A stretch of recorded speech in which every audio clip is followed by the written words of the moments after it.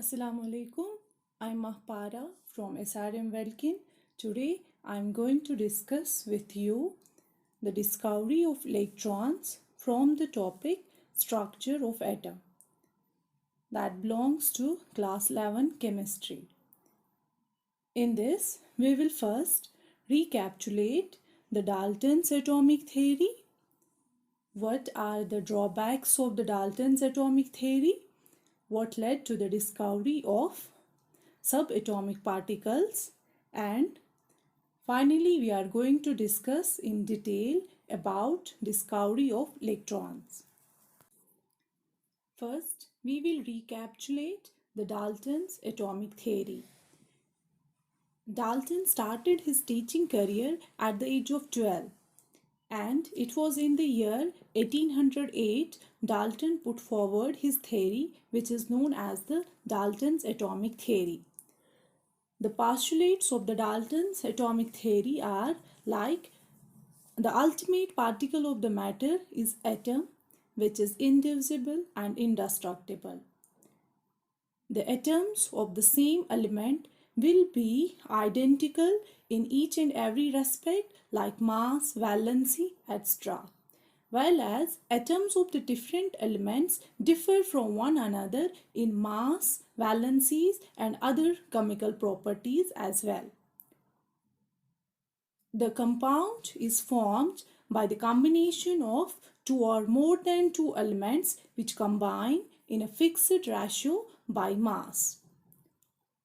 Dalton's theory was successful in explaining the laws of the chemical combination, like law of conservation of mass, which states that atom can neither be created nor destroyed during any physical or chemical change. That is also one of the postulates of the Dalton's atomic theory. And the law of definite composition, that compound is formed from the different elements when they are combined with one another in a fixed ratio by mass. So Dalton was able to explain the laws of the chemical combinations. Now, what are the drawbacks of the Dalton's atomic theory? Dalton was not able to explain why certain materials like glass or ebonite rod gets charged on being rubbed with silk or fur. So Dalton was not able to explain the electrical nature of the matter. According to Dalton, atoms are indivisible, but we know nowadays that atom is no longer considered to be indivisible because of the discovery of various scientists like Rutherford, Niels Bohr and other scientists. We know that atom is made up of further smaller particles, and those smaller particles are known as the subatomic particles, and these subatomic particles are electrons, neutrons and protons. Now in this we will discuss about the discovery of electrons. The electrons were discovered by carrying out an experiment, and that's known as the discharge tube experiment. It consists of the long glass tube as is shown in the middle, and this tube is filled with the gas and it is fitted with two electrodes.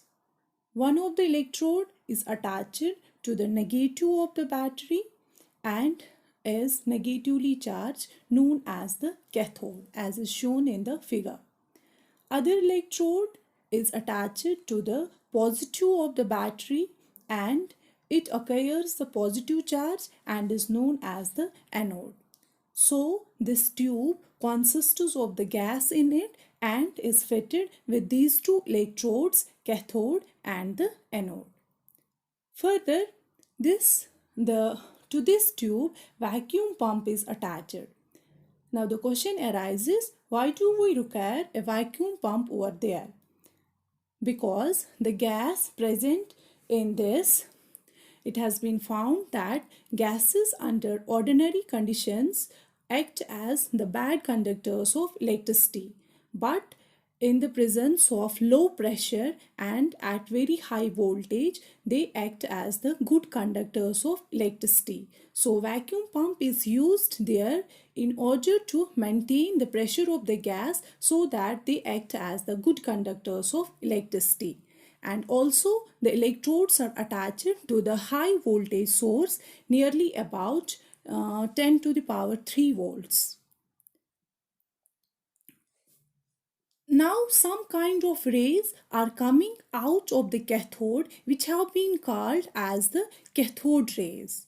As they are coming from the cathode electrode, that's why they have been given the name cathode rays.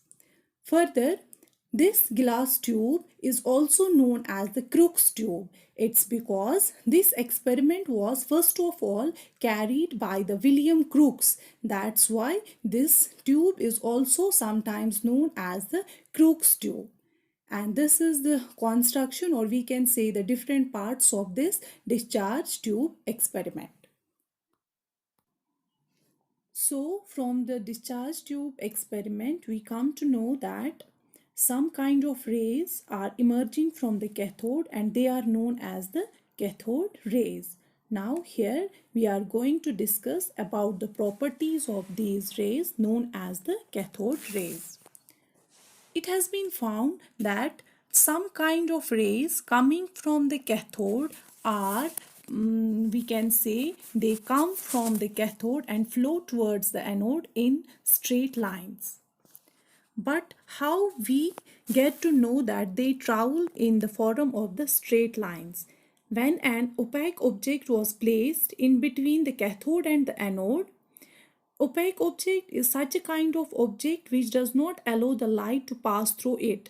So what happens when that object was placed in the path of the light, the shadow of that very object was formed on the wall opposite to the cathode. That gives an indication that the rays coming from the cathode or we can say they travel in the straight lines from cathode towards the anode. Further, the rays which were coming out of the cathode are invisible. We cannot see them as such. So how they were detected? Actually, we know that we have some kind of materials which are known as the fluorescent materials.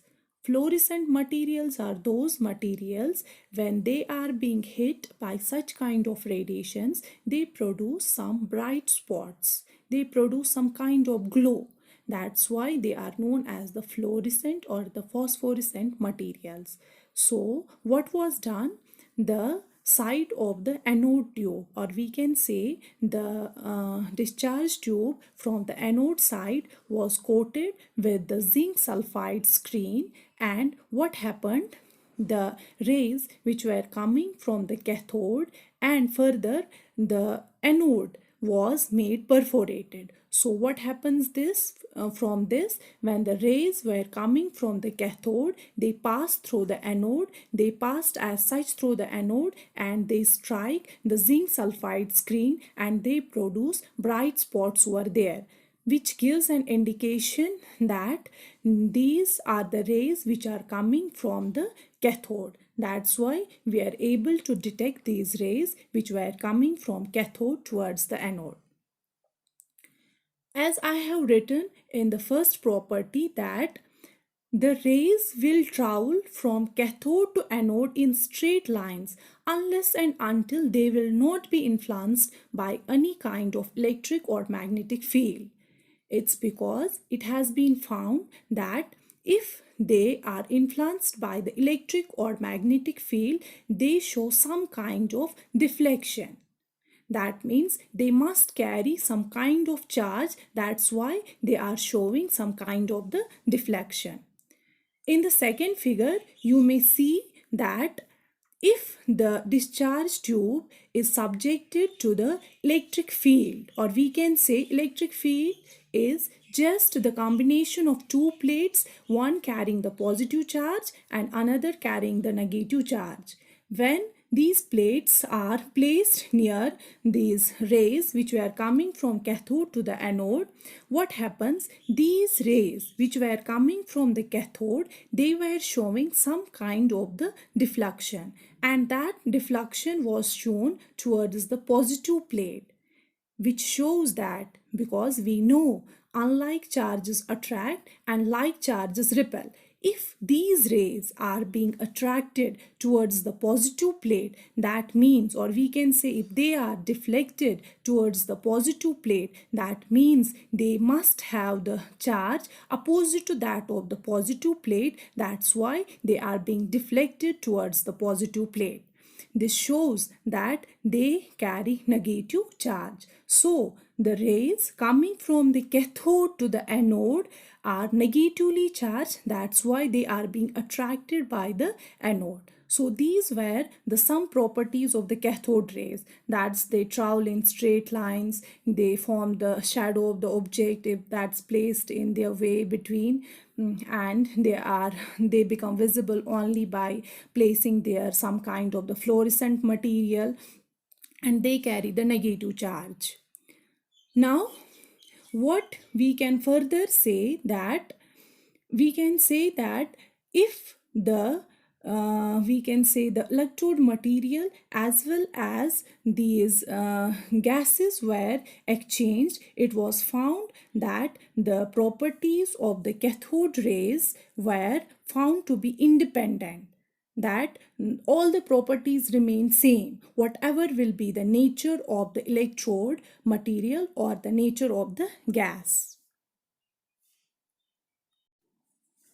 Now, the question may arise, why on changing the nature of the gas or the electrode material, the properties of the cathode rays should get changed? It's because the gas is present at low pressure, but gaseous molecules are present there.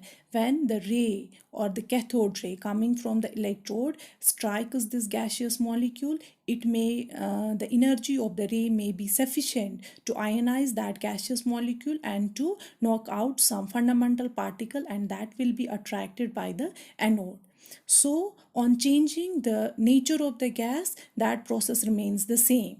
Similarly, on changing the nature of the electrode, the same process where happens. This shows that there is some fundamental, these cathode rays are some kind of fundamental particles which are present in every kind of the atom. That's why they are, we can say, remain unchanged by changing the electrode material or the nature of the gas. So from this we can conclude that the electrons, these are the electrons which act as the basic constituents of all the atoms, and we are going to discuss about the other properties of the electrons in the next lecture. Thank you.